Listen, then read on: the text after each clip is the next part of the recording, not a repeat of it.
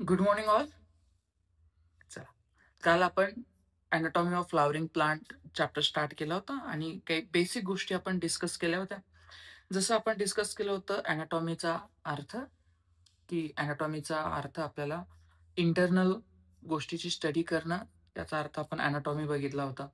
जसं external फीचरची study करणं morphology, तसं इंटरनल स्ट्रक्चरची स्टडी करणं अॅनाटॉमी. आणि अॅनाटॉमीमध्ये आपण बघितलं होतं की कुणाची अँजिओस्पर्ममध्ये असलेल्या डायकॉट आणि मोनोकॉट या दोघांची सुद्धा अॅनाटॉमी आपल्याला डिफरंट पाहायला मिळते. आणि सेम प्लांट मधले जे ऑर्गन्स असतात, वेगवेगळे ऑर्गन्स असतात, त्या ऑर्गनची सुद्धा अॅनाटॉमी आपल्याला वेगवेगळी पाहायला मिळते, है ना? है ना? आणि त्यावर रिलेटेड आपण काही एमसीक्यू सुद्धा सॉल्व्ह केले होते. बेसिक बॉडी जी होती प्लांटची, ते कन्सिस्ट झालेली होती कशापासून? सेलपासून. आणि सेल एकत्र आल्यानंतर जे बनलं होतं ते झाले होते टिश्यू. आणि टिश्यू एकत्र आल्यानंतर जी गोष्ट बनली होती त्याला आपण नाव दिलं होतं ऑर्गन. तर यावाल्या काही बेसिक गोष्टी आपण डिस्कस केलो होतो. त्याच्यानंतर आपण नॉन एनसीईआरटी पार्ट, जो की आपल्याला समोर रिक्वायर्ड राहणार आहे एमसीक्यू सॉल्व्ह करण्यासाठी, की प्लांटची बॉडी जी आहे ते वेगवेगळ्या टिश्यू पासून बनलेली असते. टिश्यूची डेफिनेशन बघितली होती, ज्याचं ओरिजिन सेम असेल आणि काय युजली ते कॉमन फंक्शन करत असतील, तशा त्या ग्रुप ऑफ सेलला आपण नाव दिलं होतं टिश्यू. त्याच्यानंतर टिश्यूचे दोन प्रकार बघितले होते on the basis of capacity of cell division. ते तुटून एका सेलचे दोन सेल बनू शकतात किंवा बनू शकत नाही, त्याच्या बेसिसवरती दोन वेगवेगळे प्रकार बघितले होते. एक होता त्यातला मेरिस्टमॅटिक टिश्यू आणि दुसरा होता त्यातला परमनंट टिश्यू, है ना? मेरिस्टमॅटिक आणि परमनंट. मेरिस्टमॅटिक टिश्यू बद्दल आपण जास्त डिस्कस करणार आहोत plant growth and डेव्हलपमेंटमध्ये. Apical meristem आणि लॅटरल मेरिस्टम या दोन मेरिस्टम बद्दल डिस्कस करणार आहोत. अॅनाटॉमीच्या या चॅप्टरमध्ये आपल्याला परमनंट टिश्यूचे नावं फार गरजेचे आहेत आणि समोर त्याची नावच येतात. पण ते नाव देण्यामागचं जे कारण आहेत किंवा त्यावाल्या गोष्टी ज्या असतात, ते लर्न करण्यासाठी आपण परमनंट टिश्यूचे टाईप्स बघितले होते. परमनंट टिश्यूमध्ये पहिला टाईप बघितला होता आपण सिंपल परमनंट टिश्यू आणि दुसरा टाईप बघितला होता आपण complex permanent tissue. Simple permanent टिश्यूला आपण नाव दिलं होतं होमोजिनस टिश्यू आणि कॉम्प्लेक्स परमनंट टिश्यूला नाव दिलं होतं आपण heterogenous tissue. Simple permanent tissue मधले जे टिश्यू असतात, ग्रुप ऑफ सेल असते, ते group of cell similar kind किंवा सेम टाईपच्या सेलपासून बनलेलं असेल, त्यामुळे त्याला नाव दिलं होतं आपण सिंपल परमनंट टिश्यू, है ना? जसं काल मी तुम्हाला रंगामध्ये दाखवलं होतं, जर ह्या निळ्या रंगाच्या सेल असतील, तर सगळ्या ह्या निळ्या निळ्या रंगाच्या सेल आहेत. याच्यामध्ये दुसरी कुठल्याही पद्धतीची सेल नाहीये. तर तशा त्या सेलला आपण नाव दिलं होतं की सिंपल परमनंट टिश्यू एकाच कुठल्या तरी पद्धतीच्या सेलनं बनलेले आहेत, है ना? ज्याच्यामध्ये आपल्याला प्रकार बघितले होते आपण, एक होता पॅरेनकायमा, लिव्हिंग टिश्यू असतो. दुसरा होता कोलेनकायमा आणि थर्ड होता स्क्लेरेनकायमा. पॅरेनकायमा एक स्पेसिफिक फंक्शन करते, है ना? पॅरेनकायमाचं फंक्शन आपण बघितलं तर स्टोरेज ऑफ फूड. पॅरेनकायमाचा एक प्रकार ज्याच्यामध्ये क्लोरोप्लास्ट असतात, ते वाले काही सेल फोटोसिंथेसिसचंही काम करतात, है ना? त्याच्यानंतर कोलेनकायमाचे सेल बघितले होते आणि स्क्लेरेनकायमा. कोलेनकायमाचे सेल आणि स्क्लेरेनकायमाचे सेल हे दोन्हीला दोन्ही सेल किंवा टिश्यू मेकॅनिकल सपोर्ट प्रोव्हाइड करण्याचं काम करतात. झाड जसं उभं राहतंय, इरेक्ट राहतंय, त्याला उभं राहण्यासाठी मदत करणारे जे सेल आहेत, त्याचं स्ट्रक्चर किंवा त्याला सपोर्ट, त्याला पाठिंबा देणारे जे सेल आहेत, ते सेल म्हणजे कोलेनकायमा आणि स्क्लेरेनकायमाचे सेल. मग दोघांचे फंक्शन जर सेम असेल, कोलेनकायमा आणि स्क्लेरेनकायमा, मग डिफरन्स काय? तर कोलेनकायमा आपल्याला लिव्हिंग पाहायला मिळतो आणि स्क्लेरेनकायमा मात्र आपल्याला डेड पाहायला मिळतो. तर हे कोलेनकायमा, स्क्लेरेनकायमा, पॅरेनकायमा हे सिंपल परमनंट टिश्यूचे प्रकार झाले. त्याच्यानंतर आपल्याला पाहायला मिळतंय complex permanent tissue. Complex permanent tissue त्याला हेट्रोजिनस टिश्यू सुद्धा म्हणतो. ज्याच्यामध्ये काय होतंय का वेगवेगळ्या सेलपासून बनलेला ग्रुप आपल्याला पाहायला मिळतो. जसं इथं ब्लॅक कलरचं एक दाखवलं, रेड कलरचं एक दाखवलं, ब्ल्यू कलरचा एक सेल दाखवलाय आणि एक ग्रीन कलरचा सेल दाखवलाय. That's about the group of cell. हे वेगवेगळ्या सेलच्या ग्रुपनी बनलेलं पोर्शन आहे, तर त्याला आपण नाव देतो कॉम्प्लेक्स परमनंट टिश्यू.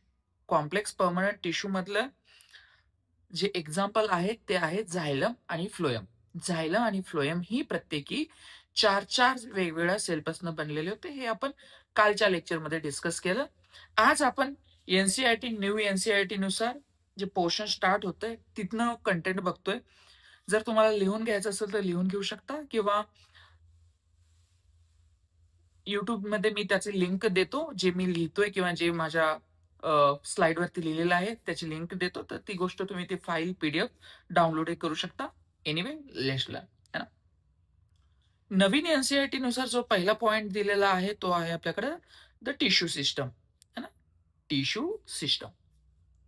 सिस्टम कशाला नाव देतो आपण? सिस्टम ज्यावेळेस काही गोष्टी एकत्र असतात, जास्त गोष्टी असतात, ग्रुप असते, एकापेक्षा जास्त गोष्टी असतात आणि ती मिळून काम करतायत, त्यावेळेस त्याला आपण नाव देतो सिस्टम. है ना. मग टिश्यूची सिस्टम त्याला आपण नाव देतो टिश्यू सिस्टम. आणि टिश्यू सिस्टम आपल्याला पाहायला मिळतंय on the basis of structure and location. झाडामध्ये हे जे टिश्यू आहेत ते कुठं पाहायला मिळतात? झाडामध्ये कुठं पाहायला मिळतात याचा अर्थ झाडामध्येच पाहायला मिळणार ना. मग झाडामध्ये कुठंचा अर्थ ते झाडाच्या आतल्या साईडला आहेत. है ना. That's about the kind of plant. हे प्लांट पाहायला मिळतं आपल्याला. प्लांटचा हे ब्लॅक आणि ब्ल्यू पोर्शन जो रिप्रेझेंट केला आहे तो आहे सगळ्यात बाहेरचा पोर्शन, एक्सटर्नल. आणि येल्लो मध्ये जे हायलाइट केलंय आपण तो वाला पोर्शन मात्र पाहायला मिळतो झाडाचा इंटरमोस्ट पोर्शन, इंटरनल पोर्शन. आणि या दोघांच्या मधला जो पोर्शन आहे ना, जो जास्त इंटरनली नाही आणि जो जास्त एक्सटर्नलही नाहीये, तो वाला पोर्शन मात्र पाहायला मिळतो दोघांच्या मधला. ह्याचा अर्थ झाडामध्ये टिश्यू कुठल्या लोकेशनला आहे, फार बाहेर आहे, फार आत आहे किंवा आत आणि बाहेर या दोघांच्या मध्ये आहे. तर याच्या बेसिसवरती, याचा अर्थ याच्या लोकेशनच्या आणि स्ट्रक्चरच्या बेसिसवरती प्लांट टिश्यूचे आपल्याला 3 टाईप पाहायला मिळतात.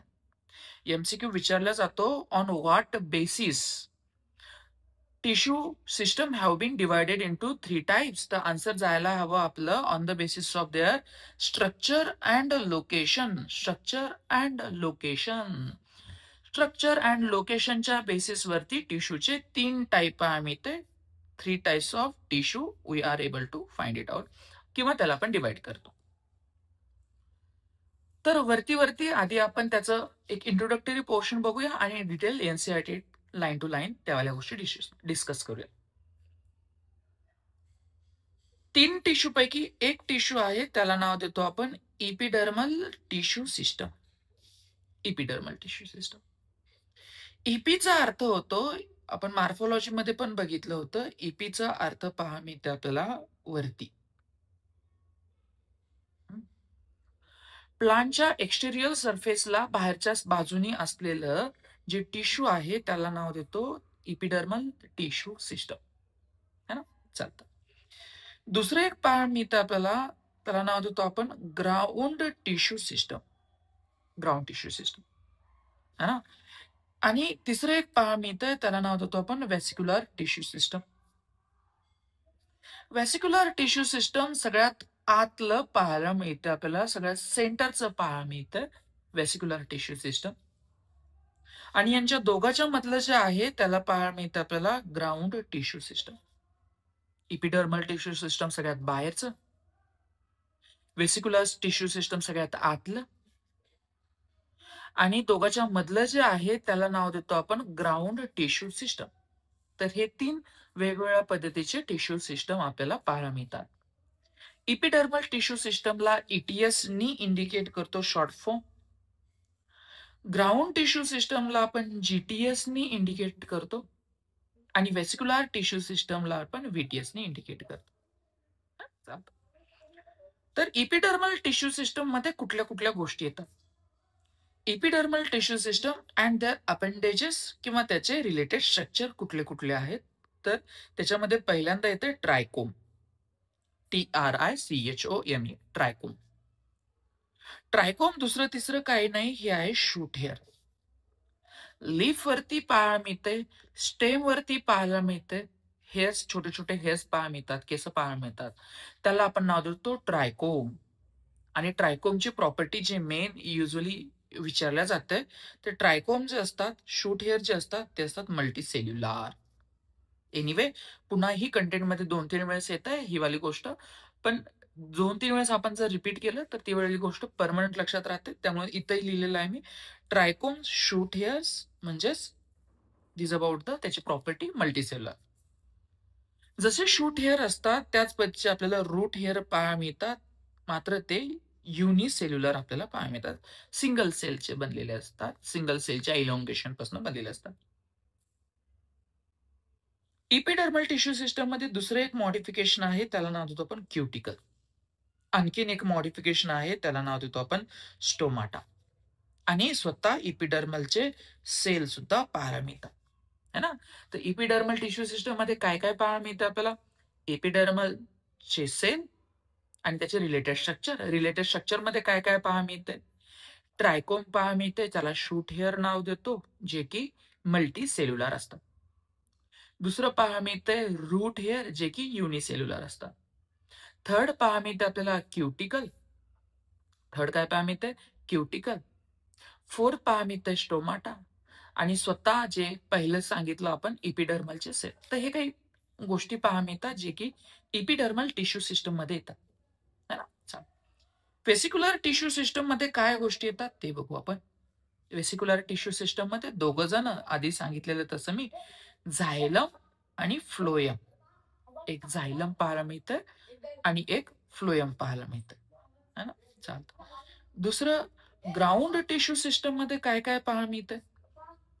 ग्राउंड टिश्यू सिस्टम मध्ये पाहायला मिळतं आपल्याला hypodermis, general cortex, endodermis, pericycle, medullary rays, pith, आणि लीफ मध्ये जो जीटीएस असतो तो मेझोफिल पासून बनलेला असतं. स्टेटमेंट ही मी रिपीट शिकवतोय, 2-3 वेळेस येईल, जेणेकरून ही वाली गोष्ट आपल्याला कन्फर्मली याद लक्षात राहील. तर एपिडर्मिस मध्ये काय किंवा ग्राउंड टिश्यू मध्ये काय आणि वेस्क्युलर टिश्यू सिस्टम मध्ये काय, हे जनरल गोष्टी मी सांगितल्या. एनिवे आपण त्या गोष्टीला आपण डिटेल्स मध्ये बघू. तर मी काय केलं की एनसीआरटीतले लाईन आपल्याला लर्न करायचे. इपिडर्मल टिश्यू सिस्टम जे आहे त्याचं फंक्शन जे पाहायला मिळतं ते प्रोटेक्टिव्ह लेअर म्हणून किंवा प्रोटेक्शनचं काम करते, तर त्याचं ते फंक्शन. ग्राउंड टिश्यू सिस्टमला आणखीन एक नाव पाहायला मिळतं आपल्याला, which is said to be a fundamental tissue system. फंडामेंटलचा अर्थ होतो ज्याशिवाय एखाद्याचं कामच चालत नाही, जे फार महत्वाचं आहे, त्याला नाव देतो आपण फंडामेंटल, है ना, फंडामेंटल. तर कशाला ग्राउंड टिश्यू सिस्टमला फंडामेंटल टिश्यू सिस्टम ही नाव दिलेलं आहे. फोटोसिंथसिस करणारे पॅरेनकायमस सेल जे आहेत, मेझोफिल सेल जे आहेत पानातले फोटोसिंथसिस करणारे, ज्याशिवाय झाडाला स्वतःचं अन्नच मिळणार नाही आणि झाड जिवंत राहू शकणार नाही, त्याच्यामुळं ग्राउंड टिश्यू सिस्टमला आपण फंडामेंटल नाव देतो. कारण मेझोफिलच्या सेलनी जर फोटोसिंथसिस केलं नाही तर झाड जगणार कसं? ज्याशिवाय ते जगू शकत नाही. म्हणून ग्राउंड टिश्यू सिस्टमला फंडामेंटल टिश्यू सिस्टम ही नाव देतो. कारण मॅक्झिमम बल्की पोर्शन जो आहे प्लांटचा, सगळ्यात जास्त जो पोर्शन आहे तो ग्राउंड टिश्यू सिस्टम बनवतो, म्हणून त्याला फंडामेंटल टिश्यू सिस्टम ही नाव देतो. एनिवे, नेक्स्टला, वेसिक्युलर टिश्यू सिस्टम मध्ये जे झायलम आणि फ्लोएम येते, काम काय त्याचे माहित आहेत आपल्याला. जसं झायलमचं काम जसं वॉटरला ट्रान्सपोर्ट करणं आहे आणि फ्लोएमचं फंक्शन जसं फूड किंवा जे फोटोसिंथेज मटेरियल बनवलेलं आहे, सुक्रोज, ग्लुकोज, या गोष्टीला ट्रान्सपोर्ट करण्याचं फंक्शन जे पाहायला मिळते ते फ्लोएम. एका ठिकाणाहून दुसऱ्या ठिकाणी त्या गोष्टी ट्रान्सपोर्ट करतात, म्हणून त्याला आणखीन एक नाव दिलेलं आहे. It is also said to be a conducting tissue. है ना. झायलम अँड फ्लोएमला कंडक्टिंग टिश्यू नावलं जातं किंवा व्हेसिक्युलर टिश्यू सिस्टमला कंडक्टिंग टिश्यू सिस्टम ही म्हणलं जातं. लक्षात ठेवतो एनसीआरटी गिव्हन स्टेटमेंट आहेत. इवन दो हे प्रोटेक्टिव्हचं वर्ड जो पाहायला मिळतो तो समोर कुठेतरी पाहायला मिळतो, आपल्याला इथं पाहायला मिळत नाही. ज्यावेळेस आपण अनाटॉमी ऑफ किंवा internal structure of dicot stem पाहतो, त्यावेळेस ज्यावेळेस इपिडर्मिस शिकवतात त्यावेळेस इथं त्याचं प्रोटेक्टिव्हचं लेअर असं इंडिकेशन दिलेलं आहे. इथं लगेच पहिल्या पॅरेग्राफमध्ये पाहायला मिळणार नाही, इवन दो या बाकीच्या सगळ्या गोष्टी आपल्याला एनसीआरटीच्या पाहायला मिळतात. एनिवे चेस्टला काय तर type of tissue based on type of cell present है ना. टिश्यूची हे जे आपण epidermal tissue system, ground tissue system हे लिहिलेलं आहे, त्याच्यामध्ये कुठल्या पदचे सेल प्रेझेंट आहेत त्याच्या बेसिसवरती पण आपण त्याला डिवाइड केलेलं आहे है ना. जसं इपिडर्मल टिश्यू सिस्टम कशापासून बनलेलं आहे म्हणून सांगतो इथं, तर पॅरेन कायमापासून बनलेला असेल तर ते इपिडर्मल टिश्यू सिस्टम आहे. काय की कोलेन कायमा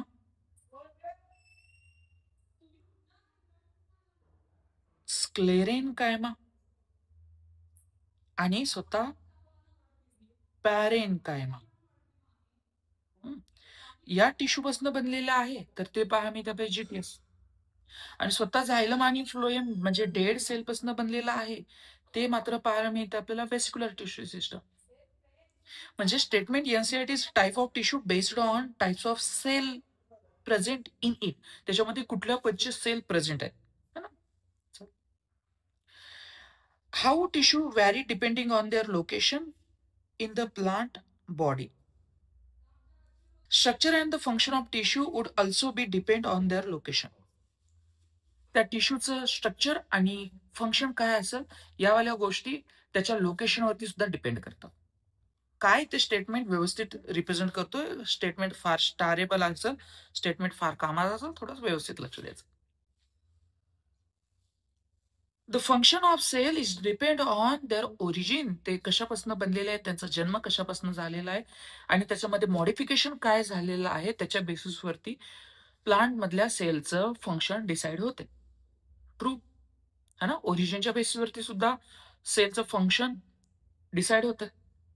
याचा अर्थ सेल सपोज एक फोटोसिंथेटिक सेल आहेत, मेझोफिलच्या सेल आहेत, लीफ मधल्या सेल आहेत, मेझोफिलच्या सेल आहेत. त्या सेल अशा पद्धतीनं जीटीएस मध्ये अरेंज पहा मिळतात आपल्याला आणि यांचं काम पहा मिळतं आपल्याला. ह्या सेल आपण रिप्रेझेंट करतोय कशापासून, मेझोफिल पासून है ना. आणि झाडाच्या सेंटरच्या सेल, इनर मोस्ट सेल, ज्या की आपण झायलम आणि फ्लोएमनी सांगितल्या होत्या है ना. म्हणजे हा जो असेल आपल्याकडं तो असेल व्हीटीएस, याचा अर्थ कोण, xylem and phloem. Xylem and phloem. Xylem and फ्लोएमचं फंक्शन ट्रान्सपोर्ट किंवा आपण सांगितलं होतं कंडक्शन है ना. वॉटर आणि फूडला कंडक्ट करण्याचं फंक्शन ते करतात. मेझोफिल सेलचं फंक्शन सांगितलं होतं आपण, काय करतात ते फोटो सिंथेसिस, फोटोसिंथेसिसचं फंक्शन करतात. विचार करायसारखी गोष्ट अशी आहे की झायलम आणि फ्लोएमचे सेल वरती असते, एक्सटर्नल असते, बाहेरच्या साईड नसते, सरफेस वरती असते, वरती असते है ना. त्यांच्यावरती सूर्यप्रकाश पडला असता आणि पाणी घेऊन जाणाऱ्या सेलवरती सूर्यप्रकाश पडला तर त्यातनं पाणी सहज बाहेर गेलं असतं. याचा अर्थ यांना आत ठेवलंय जेणेकरून ते कंडक्शनचं प्रोसेस व्यवस्थित करतील. घरामध्ये भिंतीमध्ये पिलर्समध्ये पाईप टाकलेले असतात, पाणी टाकीमधनं, नळातनं बाथरूमला येण्यासाठी किंवा वेगवेगळ्या आउटलेटला येण्यासाठी. ते बाहेर नसतात का, नाही, ते आतल्या साईडला असतात.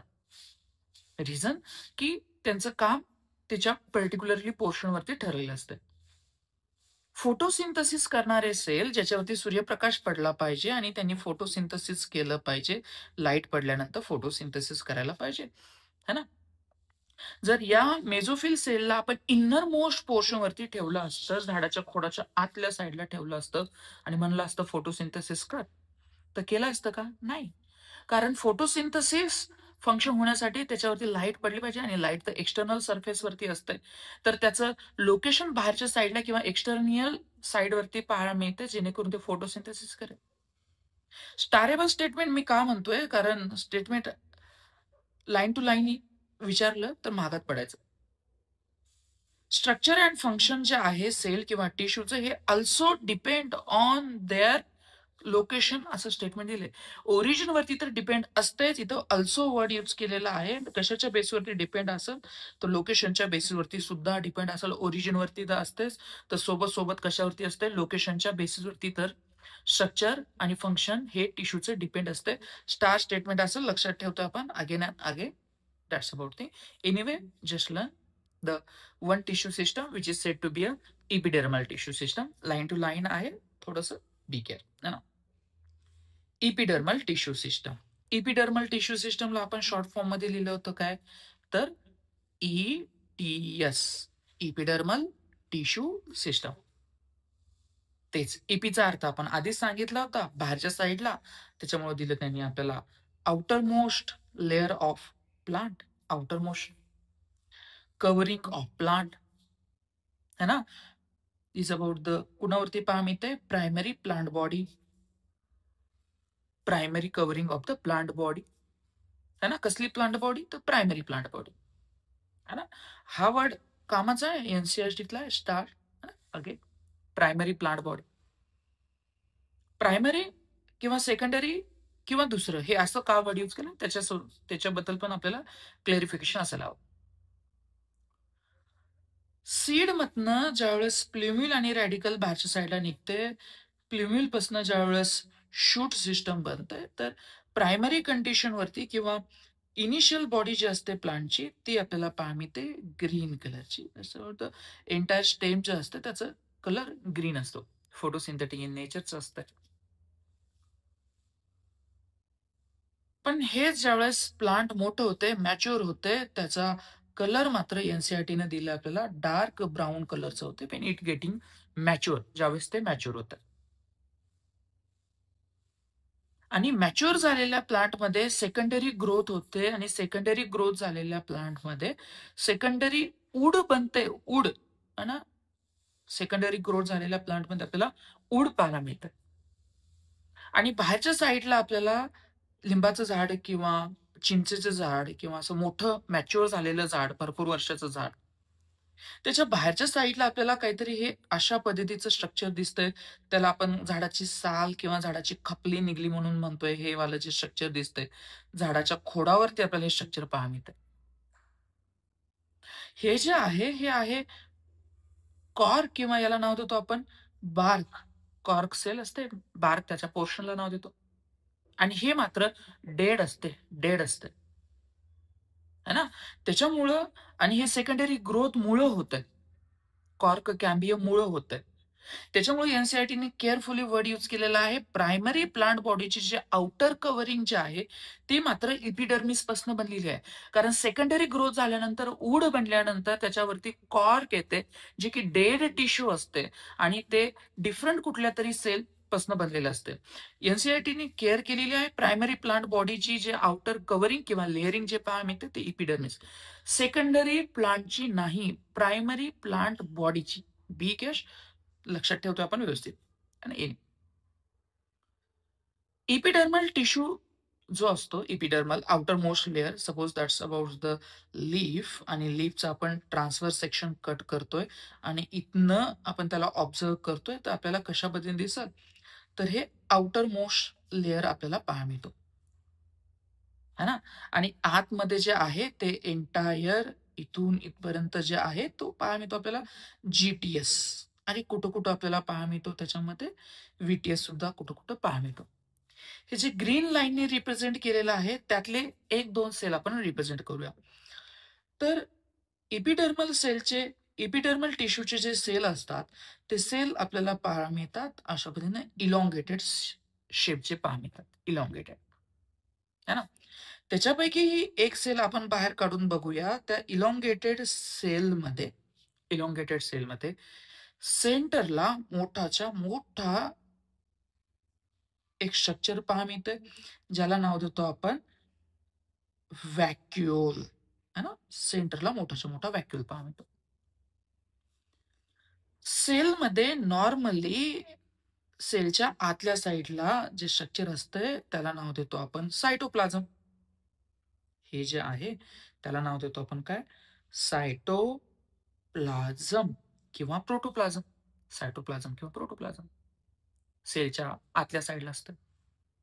पण सेलमध्ये ज्यावेळेस सेंटरला मोठाच्या मोठा व्हॅक्युल्स येतो, लार्ज सेंट्रल व्हॅक्युल्स येतं, हे सायटोप्लाझम जे येलोइश कलरमध्ये रिप्रेझेंट केलेलं आहे ते सायटोप्लाझम मात्र सेलच्या बाजूबाजूनी किंवा सेल वॉलच्या बाउंड्रीनी आपल्याला गेलेलं पहा मिळतंय. कारण सेंटरला तर कोण आलेला आहे? व्हॅक्यूल आलेला आहे ना? तर हे जे सेल इपिडर्मल सेलची मी जी काही प्रॉपर्टीज किंवा रिप्रेझेंटेशन दाखवतोय, प्रेझेंटेशन नंबर 1 मध्ये मला असं दिसतंय का सेलचा शेप इलॉंगेटेड आहे. इलॉंगेटेड टाईपचे सेल पहा मिळतात, है ना? Without any space. Without space. त्यांच्यामध्ये स्पेस नाही. स्पेस नसल्यामुळं हे सेल कॉम्पॅक्टली अरेंज पहा मिळतात. This about the compactly arrange. Compactly arrange. Compactly arrange म्हणजे जवळ आहेत, फार जास्त स्पेस नाही, लुजली अटॅचमेंट नाही, कॉम्पॅक्टली आहेत, एकमेकाच्या जवळ आहेत. आणि प्रोटोप्लाझम और cytoplasm towards the lining of cell. Protoplasm आणि सायटोप्लाझमचे सेलच्या लाइनिंगला पहा मिळते, कटकटनं पहा मिळते. तर काय काय प्रॉपर्टी दिली एनसीईआरटीनं? बीक आहे ना? एक इलॉंगेटेड, सेलमध्ये फार जास्त स्पेस नाही, तर compactly arranged cell. Third, continuous layer पहा मिळतो, गॅप नाही, कंटिन्युअस लेअर पहा मिळतो, है ना? Cytoplasm lining towards the cell wall. Cytoplasm किंवा प्रोटोप्लाझम ते कुठे गेलं म्हणून सांगितलं? सेल वॉलच्या बाजूबाजूनी कटकटनी, कारण सेंटरला आपल्याला काय पाहा मिळतो? लार्ज सेंट्रल व्हॅक्युल्स पाहा मिळतो. प्रॉपर्टी कामाचे, be care, elongated, compactly arrange, large central vacuole, cytoplasm lining towards the cell wall आणि कंटिन्युअस लेअर. ह्या काही प्रॉपर्टीज पहा मिळतात आपल्या कशाच्या? इपिडर्मल सेलच्या. चला असो. इपिडर्मल सेलचं जसं आपण इथं लीफचं स्ट्रक्चर काढलेलं आहे, परत लीफच्या स्ट्रक्चरला ड्रॉ करूया. या लीफच्या स्ट्रक्चरमध्ये परत हेच लेअर इपिडर्मलचं, सपोज हा इपिडर्मलचा आपण लेअर ड्रॉ केला, आपल्याला जीटीएस आणि बाकीच्या टिश्यूची आत्ता काही रिक्वायरमेंट नाही. सपोज हे सेल, इपिडर्मलचे सेल इलॉंगेटेड किंवा ज्या ज्या प्रॉपर्टी आपण बघितल्या होत्या त्या. या सेलच्या एक्सटेरियल सरफेसवरती म्हणजे बाहेरच्या साईडनी आपल्याला पाहायला मिळतंय कसला तरी थिक लेअर पाहायला मिळतो. थिक लेअर पहा मिळतो. That's about the thick layer. याच्यापेक्षाही जास्त थिक असतं. पानावरती पांढऱ्या पांढऱ्या रंगाचं काहीतरी स्ट्रक्चर आपल्याला पाहा मिळतं. रुचकीचं पान बघायचं. रुचकीच्या पानाच्या वरच्या साईडला आपल्याला असा हात लावायचा रुचकीच्या लीफला. वरच्या साईडला काहीतरी स्ट्रक्चर असते, त्याला टच केल्यानंतर ते स्ट्रक्चर आपल्या बोटालाही लागतं. त्या लीफवरती जे आहे त्याला नाव देतो आपण क्युटिकल. क्युटिकल जे वॅसलिन किंवा बोरोलिन आपण यूज करतो, वॅक्स यूज करतो, मेन यूज करतो, जे तेलकट प्रॉपर्टी त्याची असते, वॅक्सी नेचर जी असते वॅसलिनची, जे ओठाला लावतो आपण, तशा सेम प्रॉपर्टीचा हा मॉलिक्यूल असतो ज्याला आपण नाव देतो क्युटिकल. लीफ किंवा स्टेमच्या एक्सटेरियल सरफेसवरती पहा मिळतो आपल्याला, इपिडर्मिसच्या एक्सटेरियल सरफेसवरती पहा मिळतो वॅक्स पासून बनलेलं हे स्ट्रक्चर पहा मिळतं आपल्याला. तेलकट पदार्थ. तेलकट पदार्थ आहे तर पाण्यासोबत कोलॅबरेशन करेल का? करणार नाही. पाण्यासोबत इंटरॅक्शन करेल का? करणार नाही. करेल का? नाही करणार. पाण्याला हेट करणार ना, वॉटर सोबत तो इंटरॅक्ट करणार नाही, कारण याचं नेचर वॅक्सी आहे, वॅक्स पासून बनलेलं आहे. जसं गिरीस असते, ऑइल असते, तेल असते, है ना, हे गोष्टी पाण्याला हेट करतात, त्याला जवळ येऊ देत नाही. तसं हे स्ट्रक्चर पहा मिळतंय वॅक्स पासून बनलेलं क्युटिकल. तर हेही काय करते, त्याच्या खालच्या साईडला जे वॉटर आहे, पाणी आहे, त्या वॉटरला, पाण्याला पाण्यातनं बाहेर जाऊ देत नाही, त्याला आतच थांबून ठेवते. याचा अर्थ पानातनं जे पाणी बाहेर जात होतं, पाण्याचं जे नुकसान होत होतं, त्या नुकसानाला थांबवण्याचं फंक्शन जे करतंय, हे क्युटिकल करतंय. आणि पानातनं पाणी बाहेर जाणं, त्या प्रोसेसला आपण नाव देतो ट्रान्सपिरेशन. ट्रान्सपिरेशननं जे पाणी बाहेर जात होतं, हवेमध्ये जात होतं, H2O बाहेर पडत होता. त्या H2Oला, त्या पाण्याला पानातनं बाहेर न जाऊ देण्याचं काम जे आहे ते क्युटिकलचं करतं. है ना? तर काय काय प्रॉपर्टी आहेत क्युटिकलच्या एनसीईआरटी अकॉर्डिंग? क्युटिकलचं लोकेशन दिलं outside the epidermis. NCERT statement be care हा एमसीक्यू सॉल्व्ह केलेला आहे. इथं इनसाइड नाही, हे आउटसाइड आहे. आउटसाइड द एपिडर्मिस, एपिडर्मिसच्या आउटसाइडला, not internally to the epidermis, externally to the epidermis, outside to the epidermis, है ना?